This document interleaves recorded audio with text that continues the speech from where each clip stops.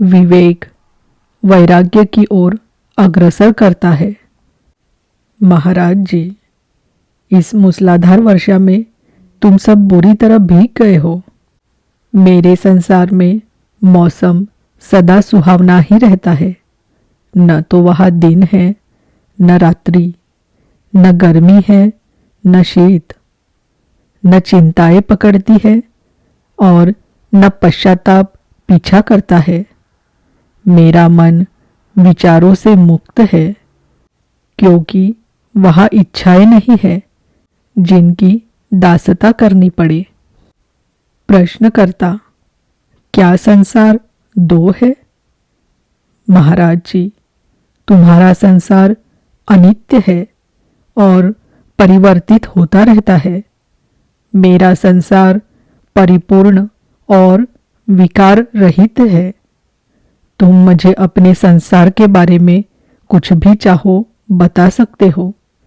मैं ध्यानपूर्वक वरन रुचि लेते हुए भी सुनूंगा, पर क्षण भर के लिए भी मैं ये न भूलूंगा कि तुम्हारा संसार अस्तित्व रहित है और तुम स्वप्न देख रहे हो।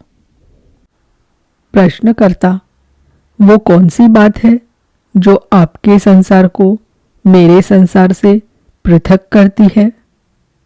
महाराज जी, मेरे संसार के ऐसे कोई लक्षण विशेष नहीं है जिनसे उसे पहचाना जा सके। तुम इसके बारे में कुछ भी नहीं कह सकते हो। मेरा संसार मैं स्वयं हूँ। ये संपूर्ण और परिपूर्ण है। इसमें अंकित हो रहा प्रत्येक चिन्ह मिटा दिया जाता है और प्रत्येक अनुभव का निरसन कर दिया जाता है। मुझे किसी भी वस्तु की आवश्यकता नहीं, यहाँ तक कि स्वयं अपने आप की भी नहीं, क्योंकि अपने आप को मैं खो ही नहीं सकता।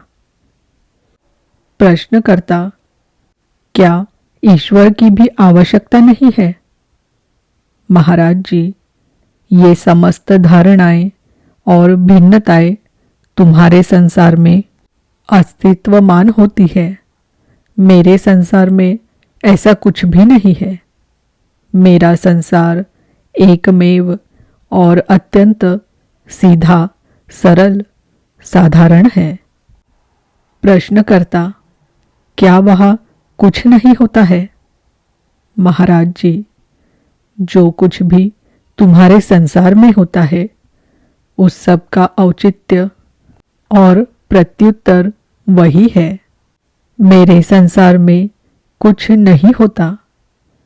प्रश्नकर्ता, आपके द्वारा आपके अपने संसार की अनुभूति किए जाने से यही प्रमाणित होता है कि प्रत्येक अनुभव में द्वैत निहित होता है।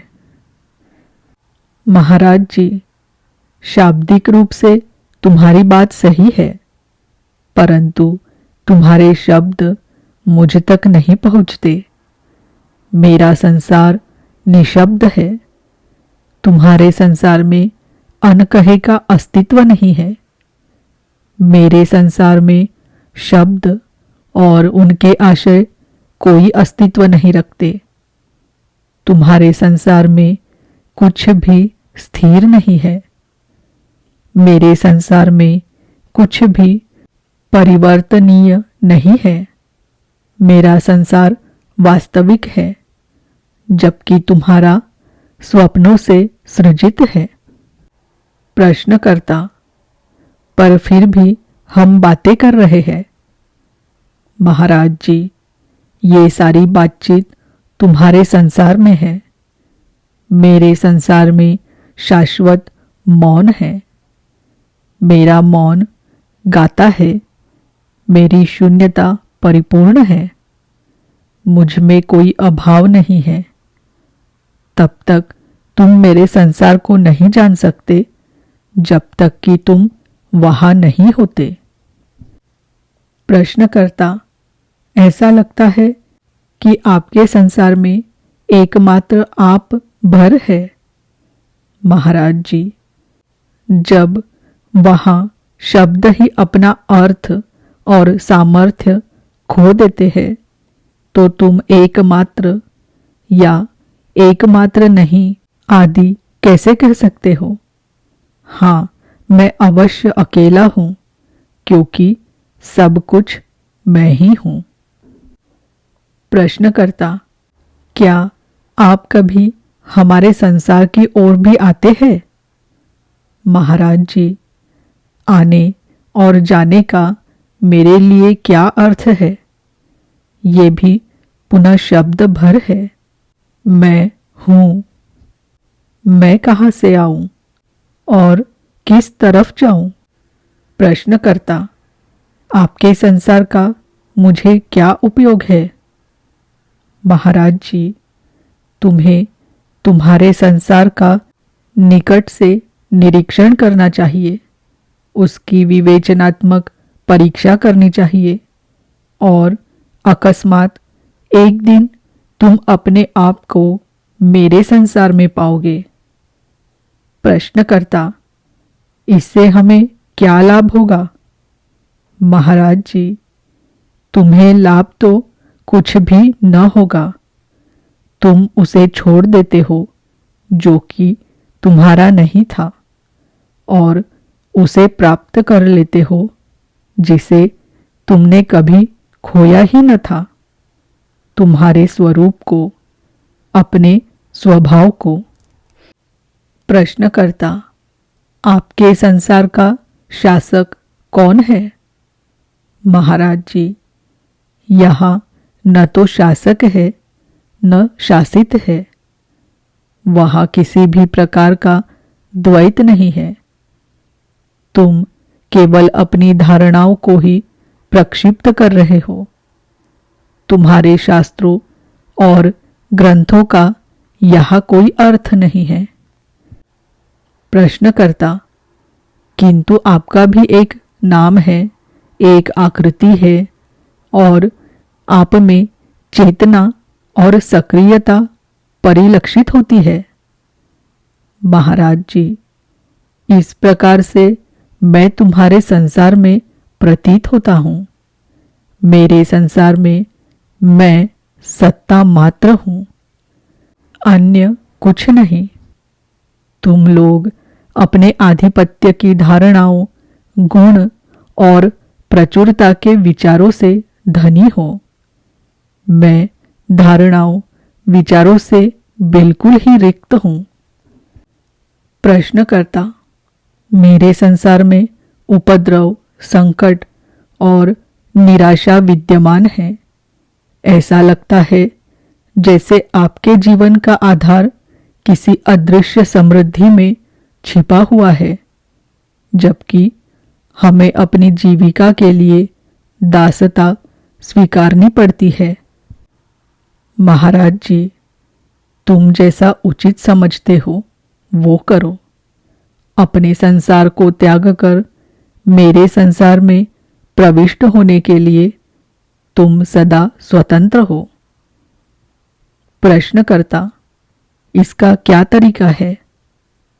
महाराज जी, अपने संसार को अपनी कल्पनाओं के माध्यम से न देखते हुए उसकी वास्तविकता में देखो कि ये इस प्रकार का है। स्पष्टता और विवेक वैराग्य उत्पन्न करेंगे। वैराग्य सम्यक कर्म को सुनिश्चित करेगा और सम्यक कर्म उस सेतु को निर्मित करेगा जो कि तुम्हें तुम्हारी वास्तविक सत्ता से संबंधित करेगा। कर्म ही तुम्हारी लगनशीलता का प्रमाण है।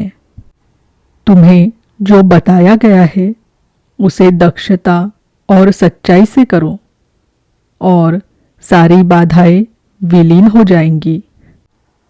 प्रश्नकर्ता, क्या आप प्रसन्न रहते हैं? महाराज जी, यदि मुझे तुम्हारे संसार में रहना पड़ता तो मैं सर्वाधिक दुखी होता। नींद से जागना, भोजन करना, बातचीत करना, पुनः सो जाना कितना कष्ट। प्रश्नकर्ता, तो क्या आप जीवित रहना भी नहीं चाहते?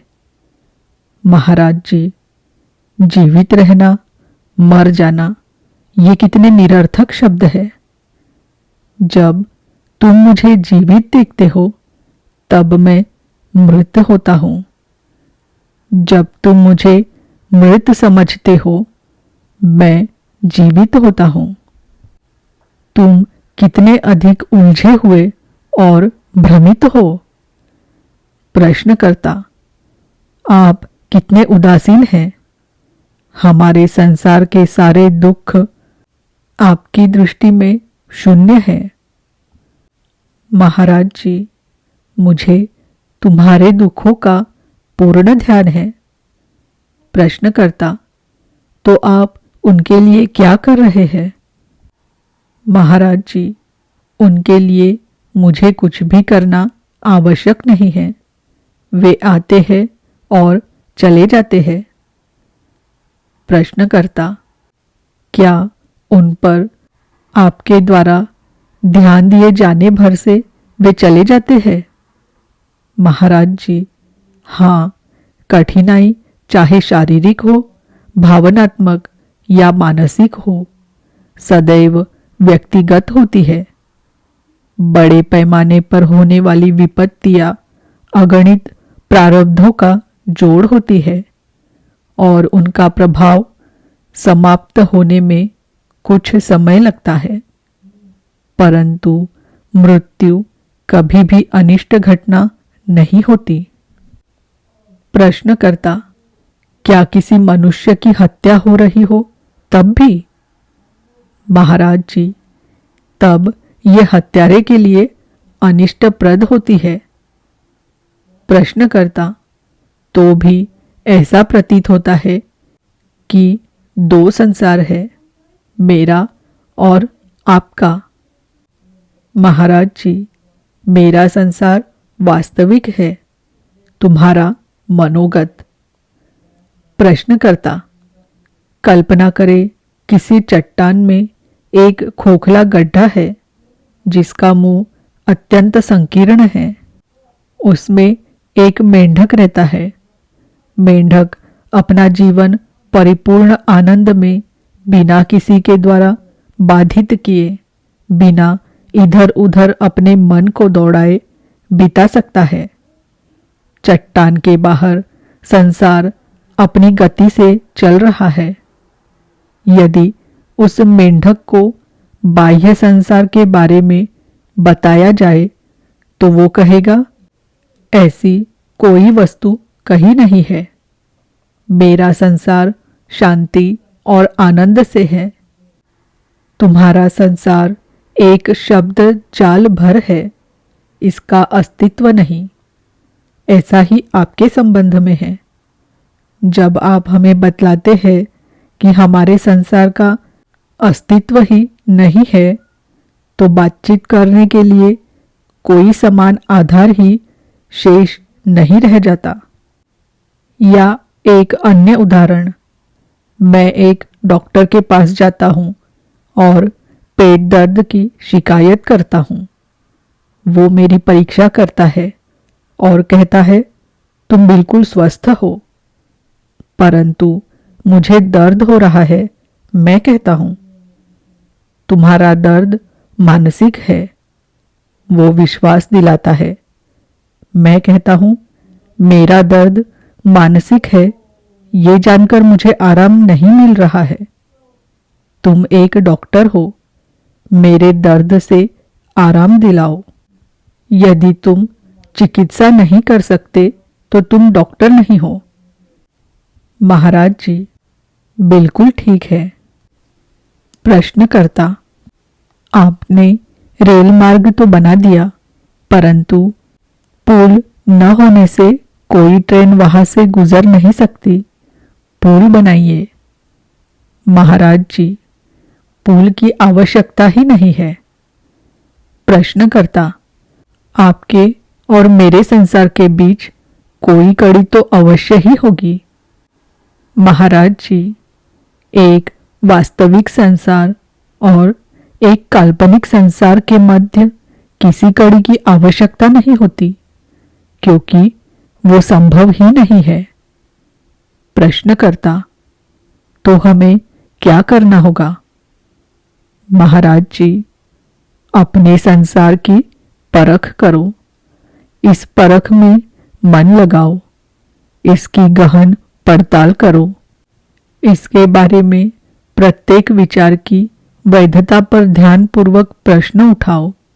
इससे सहायता मिलेगी। प्रश्नकर्ता, जांच पड़ताल के लिए संसार बहुत बड़ा है। मैं केवल इतना जानता हूँ कि मैं हूँ, संसार है। संसार मुझे कष्ट देता है और मैं संसार को। महाराज जी, मेरा अनुभव ये है कि सब कुछ परम आनंद है, परंतु आनंद की कामना, पीड़ा का पूर्ण विश्व कामना के बीज से जन्मा है। सुख की कामना को त्याग दो और तुम ये जान भी न पाओगे कि पीड़ा क्या वस्तु है। प्रश्नकर्ता, सुख पीड़ा का बीज कैसे है? महाराज जी, क्योंकि सुख पाने के लिए तुम अनेक पाप करते हो और पाप के फल है यंत्रणा और मृत्यु। प्रश्नकर्ता, आप कहते हैं कि संसार का हमारे लिए कोई उपयोग नहीं, ये महाव्याधि ही है। मैं अनुभव करता हूं कि ऐसी बात नहीं है। ईश्वर ऐसा मूर्ख नहीं है। संसार मेरी दृष्टि में संभावनाओं को प्रत्यक्ष रूप देने का एक विशाल उद्यम है, जिसमें पदार्थ को जीवन में और अचेतन को परिपूर्ण चैतन्य में रूपांतरित किया जा रहा है। सर्वोच्च सत्ता का साक्षात्कार करने के लिए हमें विपरीतताओं से गुजरना पड़ता है। जैसे मंदिर बनाने के लिए हमें पत्थर और चूना रेत आदि के मिश्रण, लकड़ी और लोहा, शीशा और फर्शी आदि सबकी आवश्यकता होती है, उसी प्रकार एक सामान्य मनुष्य से एक दिव्य ऋषि जीवन और मृत्यु के स्वामी बनने के लिए मनुष्य को सब प्रकार के अनुभवों की आवश्यकता होती है। जैसे कोई स्त्री बाजार जाती है, अनेक प्रकार की वस्तुएं खरीदती है, वापस घर आती है, भोजन बनाती है, रोटी पकाती है और अपने स्वामी को खिलाती है, उसी प्रकार हम अपने आप को जीवन रूपी अग्नि में अच्छी तरह पकाते हैं और अपने स्वामी को खिलाते हैं। महाराज जी, ठीक है, यदि तुम ऐसा सोचते हो तो यही करो, अपने स्वामी को अवश्य खिलाओ।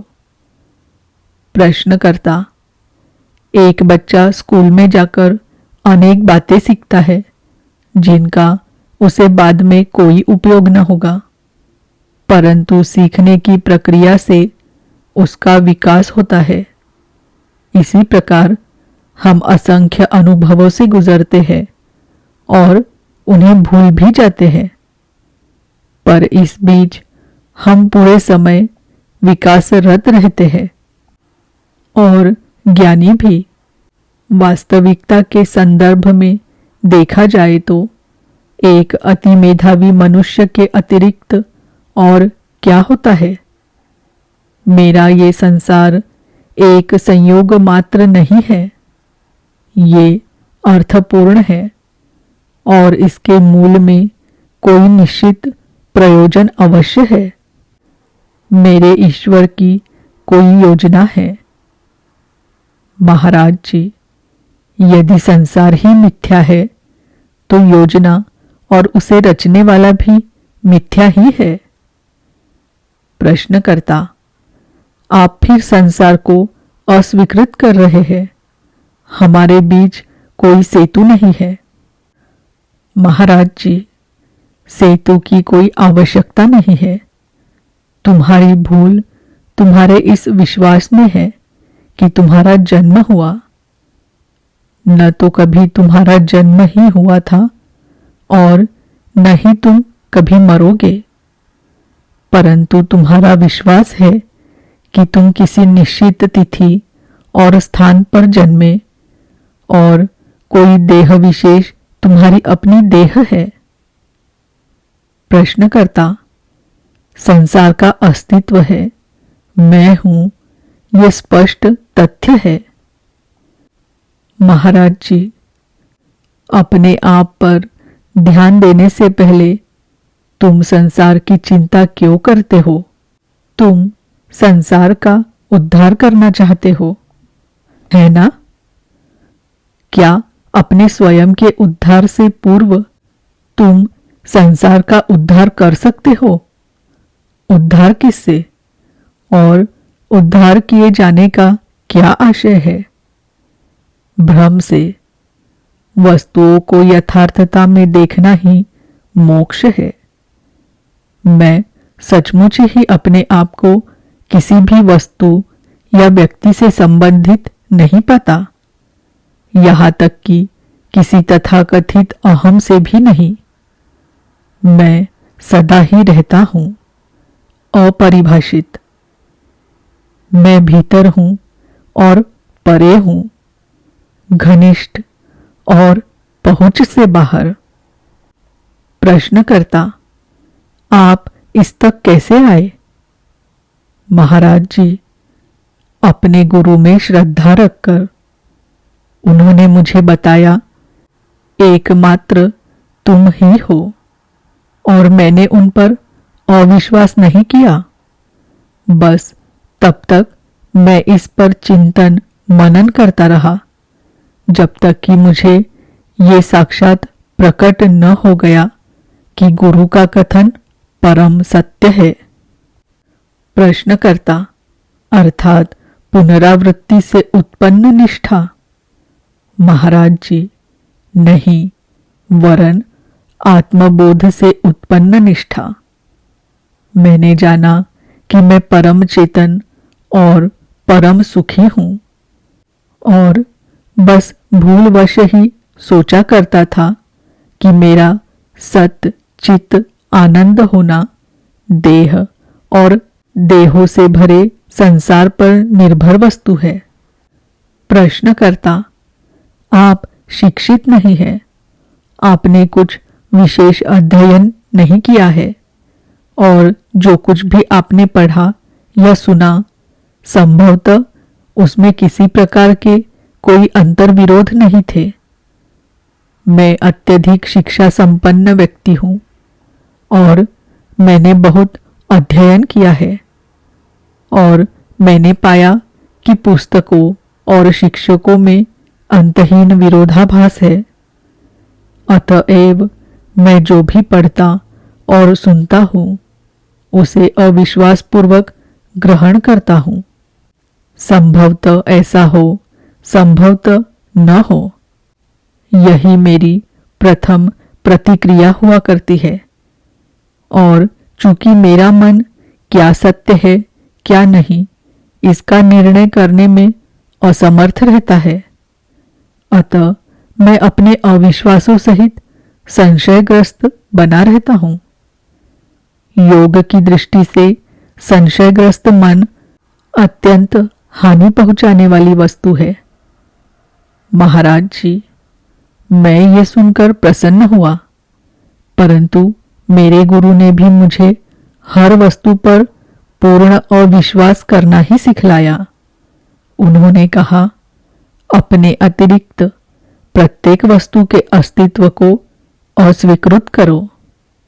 अपनी कामना के माध्यम से तुमने सुखों और पीड़ाओं से भरा यह संसार बनाया है। प्रश्नकर्ता, क्या ये पीड़ापूर्ण होना अवश्यंभावी है? महाराज जी, और क्या हो सकता है? सुख स्वभाव ही से सीमित और मिट जाने वाला होता है। पीड़ा से इच्छा की उत्पत्ति होती है। पीड़ा में ही ये परितुष्टि खोजती है और असफलता युक्त पीड़ा में ही इसका अंत हो जाता है। पीड़ा ही समस्त सुख की पृष्ठभूमि है। सुख की समस्त खोज पीड़ा में जन्म लेती है और पीड़ा में समाप्त हो जाती है। प्रश्नकर्ता, आप जो कह रहे हैं वो मुझे स्पष्टतः समझ में आता है, परंतु जब कोई शारीरिक या मानसिक कठिनाई आ जाती है तब मेरा मन जड़ और विभ्रम युक्त हो जाता है अथवा राहत पाने के लिए तेजी से छटपटाता है। महाराज जी, इसका क्या महत्व है? ये मन ही तो है जो जड़ अथवा अशांत होता है, तुम नहीं। देखो, इस कमरे में अनेक प्रकार की बातें घटित हो रही है।